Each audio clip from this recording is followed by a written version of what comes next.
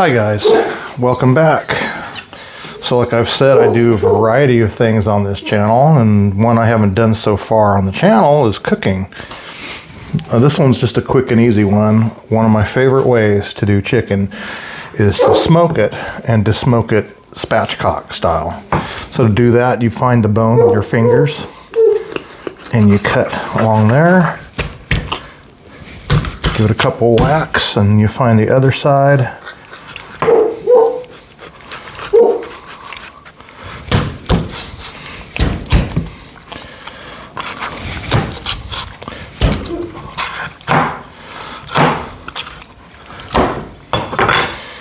And pull that spine out. Didn't quite get chopped through there. All right, and just throw that away.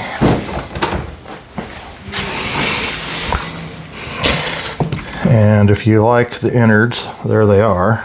Liver, heart, so on. And that leaves you with it spread out, and it cooks quicker and has more exposure to the smoke. As you can see, you lay it down like that, and it's just my favorite thing. I'll save these innards for my wife who likes that stuff. Now what you want to do is make sure that it's dry as far as from water moisture as much as you can. So I get some paper towels. One thing I didn't mention, I already brined this. I brined it for a few hours this afternoon while I was doing stuff out in the garden. And so in the brine, that brine is 4 cups of water, a quarter cup of salt, and I prefer it to be kosher salt, and several peppercorns, as you can see, and then whatever else you want to add. And I added fresh basil leaves and garlic, fresh garlic. So I can just smell the garlic coming off of it right now. So, but what the brining does is it keeps the moisture in the chicken so it's tender, including the breast, even though you get a crisp outside. Now, if you just throw a piece of chicken, any poultry, over an open flame, the white meat's going to completely dry out. But with this method, I don't know the science behind it, but if you brine it even for a couple hours, it will make a big difference, and I guarantee you won't do it any other way. But so from this point is when I apply the dry rub, and I have to put that together. Okay, here's the rub, and if you're interested in the recipe, here it is now. So we're going to go over this. So we have, it calls for a half a teaspoon garlic powder, but I like a whole teaspoon. I like garlic.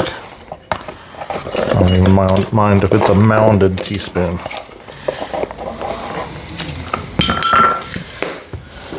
And then you need a teaspoon of onion powder, which I thought I had out already. And here's the onion powder.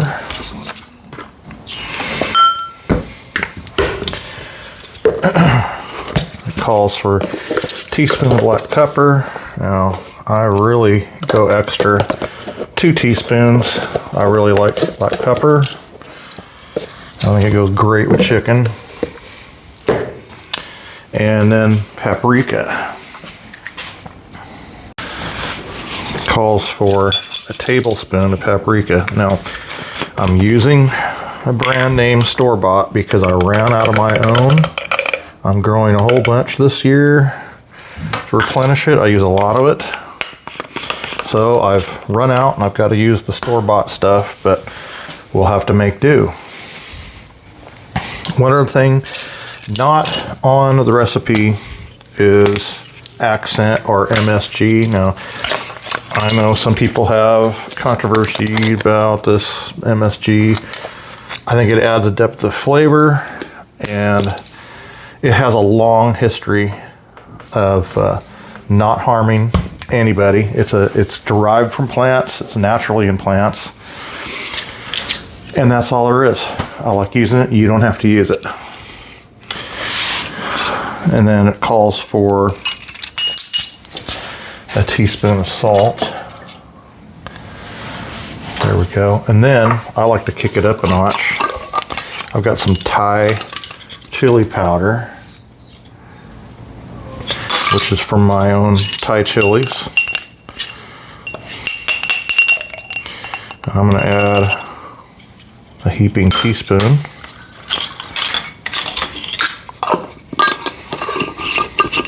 Smells so good.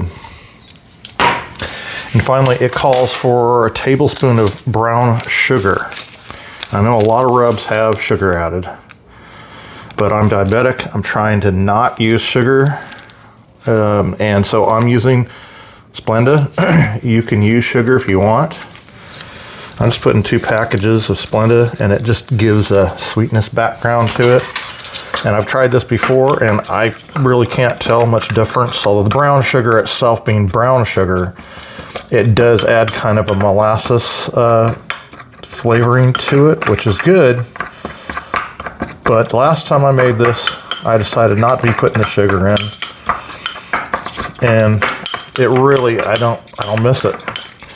You can do this without adding it too, I think. So anyway, there it is. So back to our chicken. So you want to coat the chicken in oil, preferably olive oil. I usually use the olive oil spray. I'm out of that. So I'm using canola spray. Not the best. I'd rather do olive oil. But I don't want to have to do this by hand, dumping oil all over it. You know, so I'm just going to use it.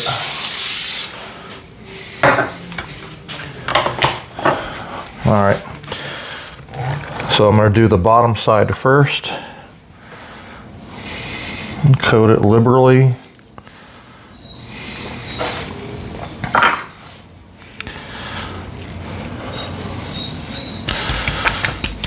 A lot of it drips off as it's cooking.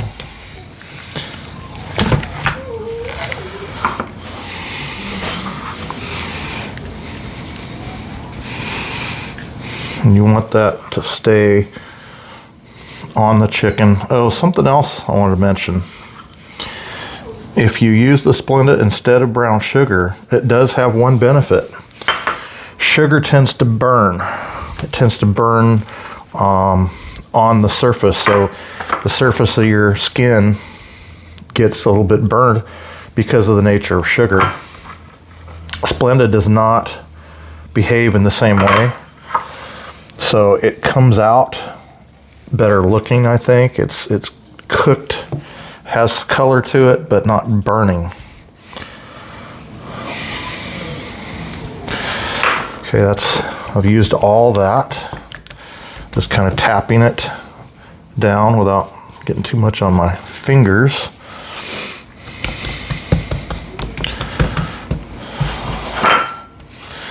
Okay, so now we got to go prepare the smoker. Well, I have a Rectech smoker. I consider it a higher end over other brands, but okay, whatever you have will work. So we're going to go out and get that going.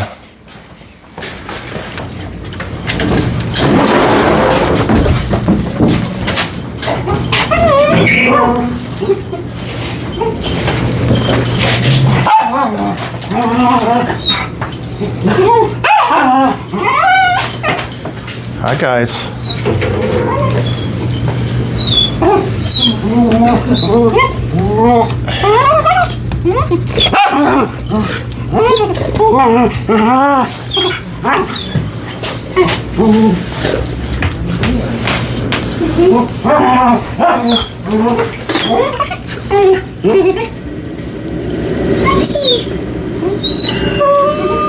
We want to start this at a lower temperature to get it to smoke good. So 200, 205, we'll give it some good smoke.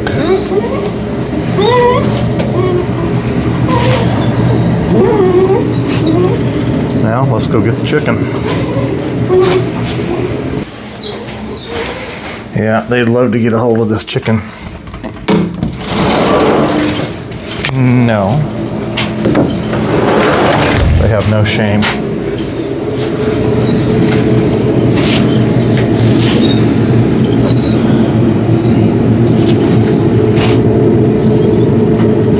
Lay it out flat, like so. I'll get a probe in it in a little bit to watch the temperature, but for now, it's going to smoke for half an hour to an hour at this low temperature, and then we'll crank it up.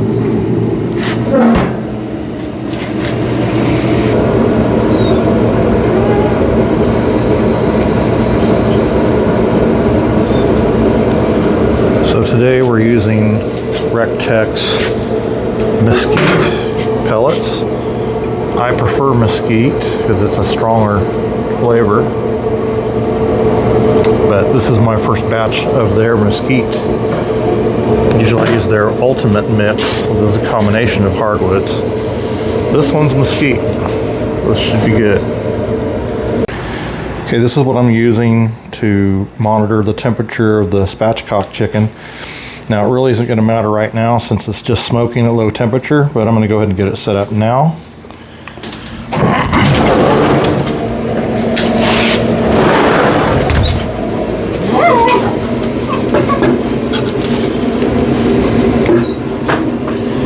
So all you do is turn it on.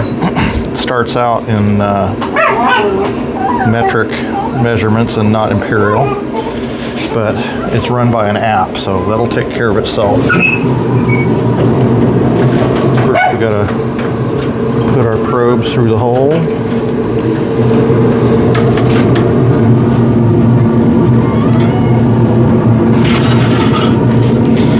And I want to put one probe into the breast and one through the drum and into the thigh.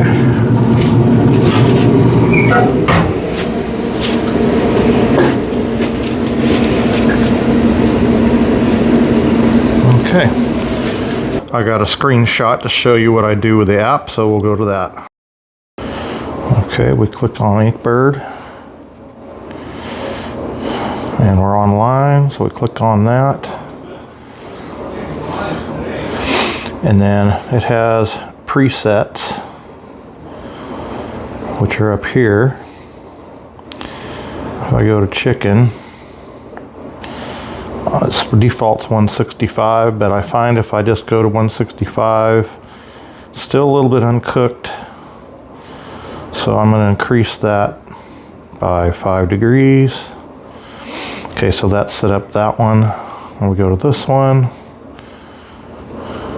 Chicken, custom. Okay, so that's for both the breast and the drum and the thigh. So you can see already we have a difference in temperature right now. 58 on one and 71 on the other. We'll monitor that.